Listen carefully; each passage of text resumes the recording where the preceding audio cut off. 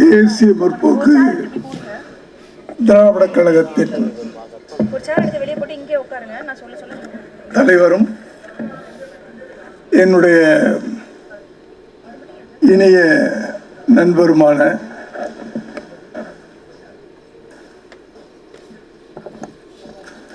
Captain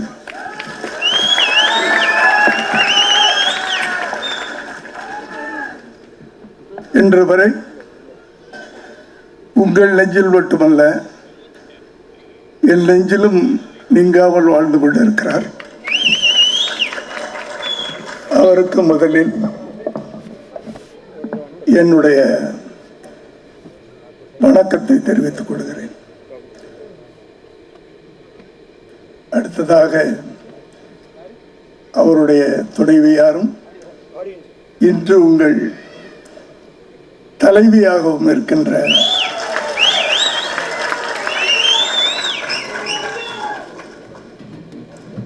அன்புக்குரிய சகோதரி பிரேமலதா ஜெயகாந்த் அவர்களுக்கும்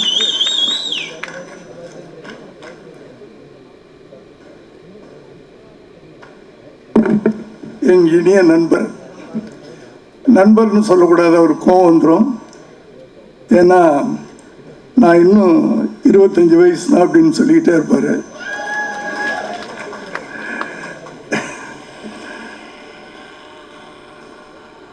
சரத் சார் அவர்களுக்கும்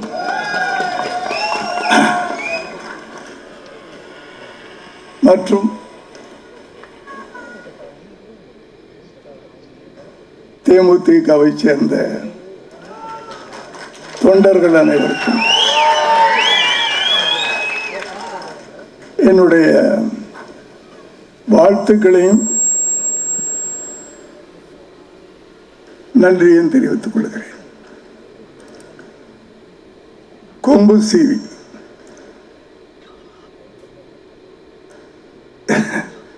பொன்ராம் அவர்கள் இயக்கியிருக்கிறார். கேப்டனின் வாரிசு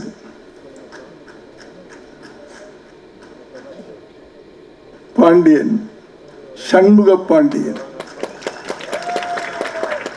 பாண்டி நாட்டு சிங்கம், கேப்டன் பெற்றெடுத்த அந்த வாரிசு அவர் நடித்திருக்கிறார்.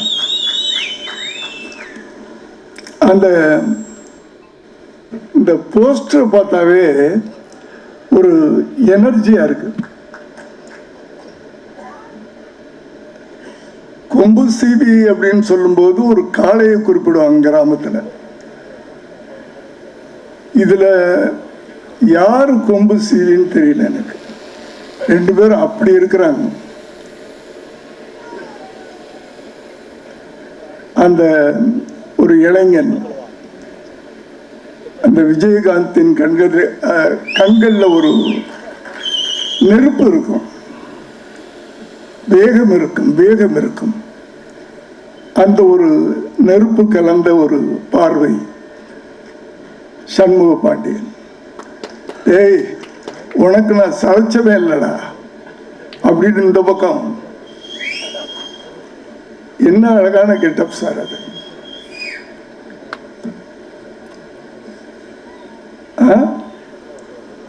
சொல்லுவாங்க வயசானாலும் நான் கொம்பு சீவன சிங்கம்டா அப்படின்ட்டு.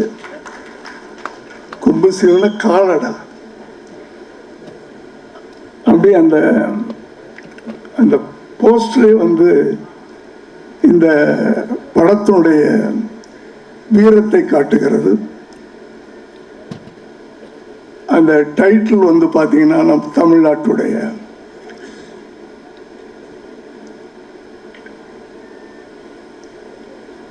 பொன்ராம். அவர்கிட்ட எனக்கு ரொம்ப பிடிச்சது அவரிடம் இருக்கின்ற அந்த நகைச்சுவை உணர்வு. அதன் ட்ரைலரை பார்க்கும்போது நகைச்சுவையை விட இந்த படத்துல வேகம் அதிகமாக இருக்கும்னு நினைக்கிறேன் நான். ஒரு ஆக்ஷன். ஏன்னா இன்னைக்கு ஜெனரேஷன் இன்றைய தலைமுறை அதைத்தான் ரசிக்கிறார்கள் என்று தெரிந்து கொண்டு ஒரு வேகமான ஒரு திரைப்படத்தை கொடுத்திருக்கிறார். அவருடைய ஒவ்வொரு படமும் வெற்றியடைய வேண்டும் என்று நான் அவரை வாழ்த்துவேன். ஏனென்றால் என் பிள்ளைகளில் ஒரு பிள்ளை. அதை போல இந்த படமும் என்ன இளைஞர்கள், அவர் ஒரு இளைஞர், ஹீரோ ஒரு இளைஞர், அவரோடு போட்டி போட்டு நடித்துக் கொண்டிருக்கின்ற சரத் சார் ஒரு இளைஞர். தன் கையை தூக்கிட்டார் என்ன. இந்த படத்திற்கு இசையமைத்திருக்கின்ற இசைஞானியின் வாரிசு, அவர் ஒரு இளைஞர். இப்படி இளைஞர்கள் புதிதாக இல்லை, புதிய வேகத்தோடு வந்திருக்கிறார்கள். ஒரு சரித்திரம் இருக்கிறது, அது உலகத்திலேயே உண்டான ஒரு சரித்திரம். மாற்றம் என்பது மட்டும் மாறாதது அப்படின்ட்டு. அது எல்லா துறையிலையும் உண்டு. சமூகத்திலும் சரி, அரசியலிலும் சரி, திரையுலகத்திலும் சரி. எனக்கு தெரிஞ்ச ஒரு காலத்தில் திரையுலகத்தில் பார்த்துக்கிட்டிங்கன்னா எம்.கே. தியாகராஜ பாகவதர், பி.யு. சின்னப்பா அப்படின்லாம் கேள்விப்பட்டிருக்கோம். அவங்க படங்கள்ல நம்ம பார்த்ததில்லை. அது அவர்கள் ஆண்ட ஒரு திரையுலகம். அதற்கு பிறகு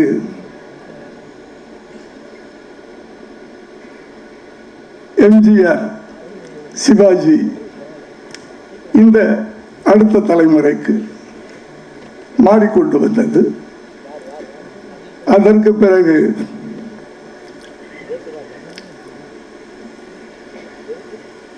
ரஜினி, கமல்,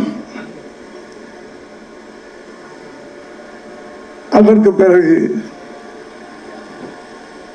இன்றைய சூப்பர் ஸ்டார்கள்,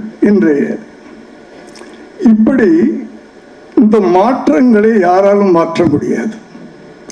அது காலத்தின் கட்டாயம். ஆகவே இந்த மாற்றத்துக்குரிய இளைஞர்கள் வெற்றி பெற வேண்டும். ஏனென்றால் இந்த இளைஞர்களும் சரி, தமிழ்நாட்டில் இருக்கின்ற மக்களும் சரி, ஒரு மாற்றத்தை விரும்பிக் கொண்டிருக்கிறார்கள். அந்த மாற்றம் இந்த திரைப்படத்திலும் நிகழ வேண்டும் என்று வாழ்த்தி விடைபெறுகிறேன். நன்றி, வணக்கம்.